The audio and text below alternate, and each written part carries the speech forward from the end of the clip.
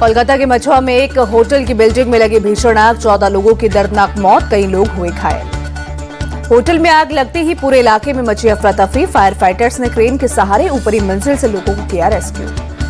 आंध्र प्रदेश के विशाखापट्टनम में जन्मोत्सव के दौरान 20 फीट की दीवार गिरने से 7 लोगों की मौत, 4 लोग हुए घायल। रेस्क्यू टीम मलबा हटाने में जुटी। पहलगाम आतंकी हमले के बाद आज पीएम मोदी की 4 अहम बैठक। सुबह 11 बजे कैबिनेट सुरक्षा कमेटी की बैठक में सुरक्षा की तैयारियों पर होगी चर्चा। पीएम मोदी ने दूसरी बैठक cabinet committee on political affairs की बुलाई। राजनाथ सिंह, अमित शाह, नितिन गडकरी, जेपी नड्डा, निर्मला सीतारमण और जीतन राम मांझी रहेंगे मौजूद। पीएम मोदी ने आज तीसरी बैठक कैबिनेट के आर्थिक मामलों की कमेटी की बुलाई। शाम को चौथी बैठक केंद्रीय कैबिनेट की होगी। पाकिस्तान के साथ बढ़ते तनाव को देखते हुए पीएम मोदी ने सेना को दी खुली छूट। कहा, कार्रवाई के लिए टारगेट की और समय खुद तय करें। पीएम मोदी ने भारतीय सेना की पेशेवर क्षमताओं पर पूरा भरोसा जताया। कहा, पाकिस्तान के खिलाफ अपने हिसाब से फैसला करे सेना। पीएम मोदी ने कहा, आतंकवाद को कुचलना हमारा राष्ट्र संकल्प, इसे पूरी तरह खत्म करके रहेंगे, आतंकवाद को देंगे करारा जवाब। पीएम मोदी ने दिल्ली में रक्षा मंत्री राजनाथ सिंह के साथ की बैठक। उच्च स्तरीय बैठक में एनएसए अजीत डोभाल, सीडीएस अनिल चौहान और तीनों सेनाओं के प्रमुख रहे मौजूद। आरएसएस चीफ मोहन भागवत ने भी की पीएम मोदी से मुलाकात। पहलगाम अटैक को लेकर हुई बातचीत। पाकिस्तान से तनाव के बीच पीएम मोदी का बड़ा बयान। कहा, हमारे पास सब समय सीमित है और लक्ष्य बड़े हैं। जम्मू कश्मीर की सीमा पर लगातार छठे दिन पाकिस्तान का सीजफायर उल्लंघन जारी। जम्मू के परलगाव सेक्टर में सीमा पार से हो रही फायरिंग। जम्मू कश्मीर में आतंकवादियों के खिलाफ सुरक्षा बलों का एक्शन तेज। बांदीपोरा में सुरक्षा बलों ने आतंकवादियों के 3 मददगारों को किया गिरफ्तार। बांदीपोरा के हाजिम में पुलिस, सीआरपीएफ और सेना ने खुफिया जानकारी के आधार पर किया ज्वाइंट एक्शन।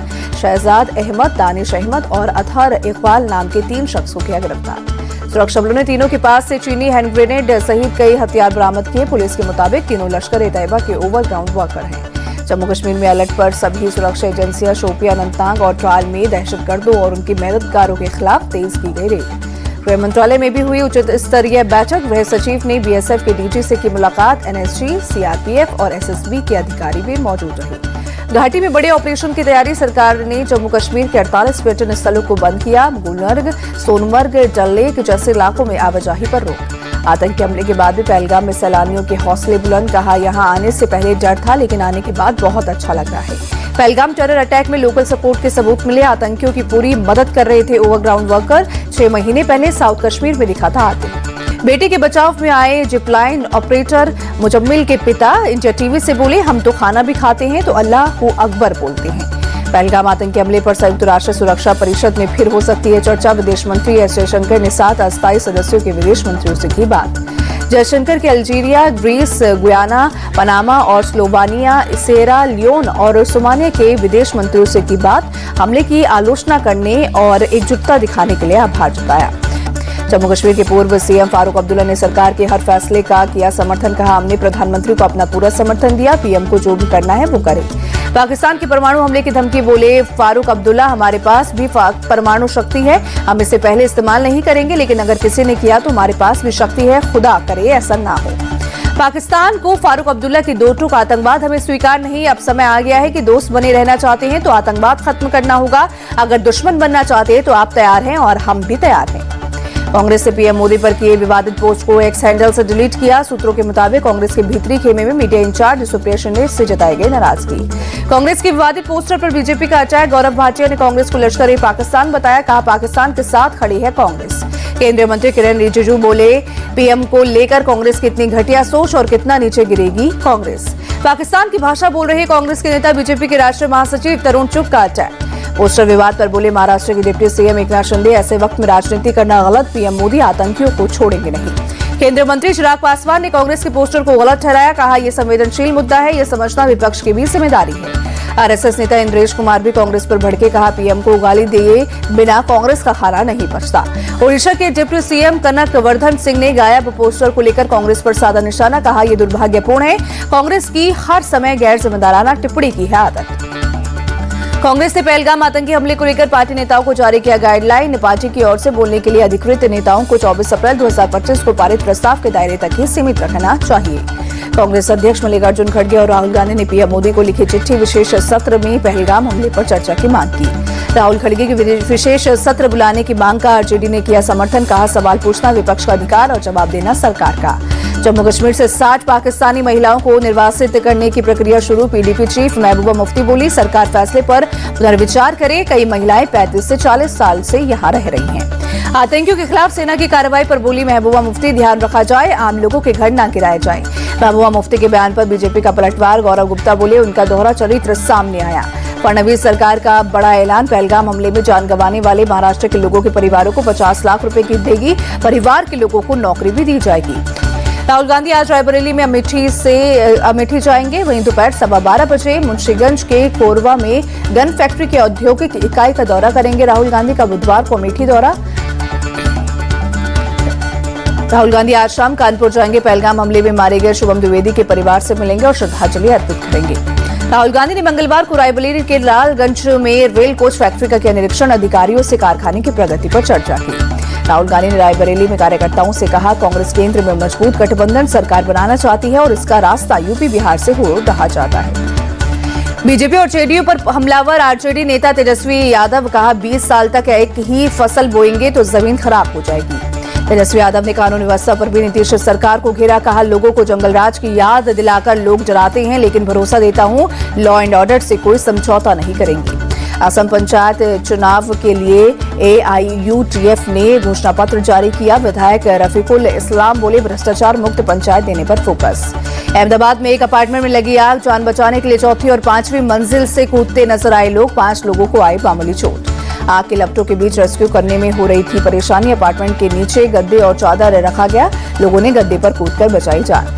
एमपी के जबलपुर में अस्पताल में लगी भीषण आग। अस्पताल के ऊपरी मंजिल पर लगी आग। फायर ब्रिगेड की टीम ने आग पर काबू पाया। राजस्थान के जोधपुर में पुलिस ने 7.5 लाख रुपए के नकली नोट बरामद किए। वहीं पुलिस ने पैसों के साथ एक तस्कर को भी गिरफ्तार किया। हैदराबाद में ड्रग तस्कर गिरोह पर पुलिस ने कसा शिकंजा। भारी मात्रा में ड्रग्स बरामद। पुलिस ड्रग नेटवर्क की तलाश में जुटी। कर्नाटक के कलबुर्गी पुलिस ने चोरी के पैसों से दान करने वाले चोर को पकड़ा। 412 ग्राम सोना बरामद किया। शिव प्रसाद बड़े बड़े मंदिरों में दान देने के अलावा भंडारे का भी करता था आयोजन। 260 से ज्यादा मामलों में था वांटेड। भोपाल में पुलिसकर्मी की पिटाई और वर्दी फाड़ने का मामला। पुलिस ने 3 आरोपियों को किया गिरफ्तार। जुलूस भी निकाला। यूपी के हापुड़ में स्कूटी सवार महिला से चैन स्नैचिंग। बाइक सवार बदमाशों ने मारा झपट्टा। बेटी के साथ जा रही थी महिला। अमृतसर में गैंगस्टर अवनीत सिंह उर्फ सोने मोटे को मारी गोली। 2 अज्ञात हथियारबंद हमलावरों ने किया अटैक। हमलावरों की तलाश में जुटी अमृतसर पुलिस। एडिशनल डीसीपी बोले, हमलावरों को लेकर कुछ सबूत मिले, जल्द होगी गिरफ्तारी। केरल में पलक्कड़ नगर निगम की बैठक में हंगामा। आपस में भिड़े नेता जमकर चले लात घुसे। एक सेंटर का नाम आरएसएस संस्थापक हेडगेवार के नाम पर हुआ था विवाद। पहलगाम हमले के बाद alert railway police. Bhubaneswar railway station पर आरपीएफ ने निकाला फ्लैग मार्च। स्निफर टॉक की मदद से सामान की जांच की। पश्चिम बंगाल के दीघा पहुंचे सीएम ममता बनर्जी। श्री जगन्नाथ मंदिर के उद्घाटन से पहले महायज्ञ में शामिल हुई। भगवान विष्णु सबके हैं, उन पर किसी एक धर्म का अधिकार नहीं। पश्चिम बंगाल के सीएम ममता बनर्जी की 2 टोक। उज्जैन में महाकाल के दरबार में पूर्व क्रिकेटर हरभजन सिंह विधि विधान से की पूजा। इस साल 5 जून तक पूरा हो जाएगा अयोध्या के राम मंदिर का निर्माण कार्य। विशेष पूजा के साथ लोगों के लिए खुलेंगे 7 और मंदिरों के दरबार। अयोध्या में राम मंदिर के शिखर पर लगाया गया 42 फीट ऊंचा ध्वज स्तंभ।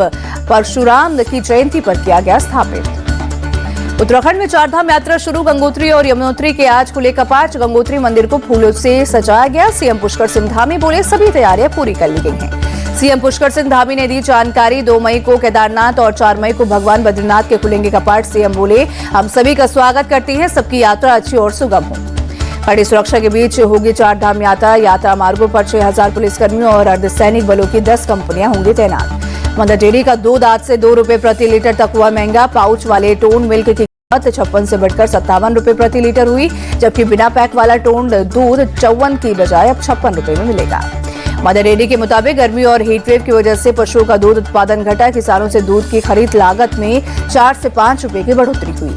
आईपीएल में आज चेन्नई सुपर किंग्स और पंजाब किंग्स की होगी भिड़ंत। चेन्नई में शाम 7:30 बजे दोनों टीमें होंगी आमने सामने। कोलकाता नाइट राइडर्स ने दिल्ली कैपिटल्स को 14 रन से हराया। Sunil Narine player of the match रहे। कोलकाता के प्लेऑफ की उम्मीदें बरकरार। कोलकाता ने दिल्ली को 205 रन का दिया था टारगेट। लक्ष्य का पीछा करने उतरी दिल्ली की टीम 190 रन ही बना सकी। केकेआर के लिए सुनील नरेन और वरुण चक्रवर्ती ने की घातक गेंदबाजी। नरेन ने 3 और वरुण ने 2 विकेट चटकाए। भारतीय विमेंस क्रिकेट टीम ने ट्राई सीरीज के दूसरे मैच में साउथ अफ्रीका को 15 रन से हराया। कृतिका रावल वनडे क्रिकेट में सबसे तेज 500 रन बनाने वाली महिला क्रिकेटर बनी। पंकज आडवाणी ने सीसीआई बिलियर्ड्स क्लासिक में बड़ी जीत के साथ अभियान की शुरुआत की। तात्या सचदेव को दी शिकस्त।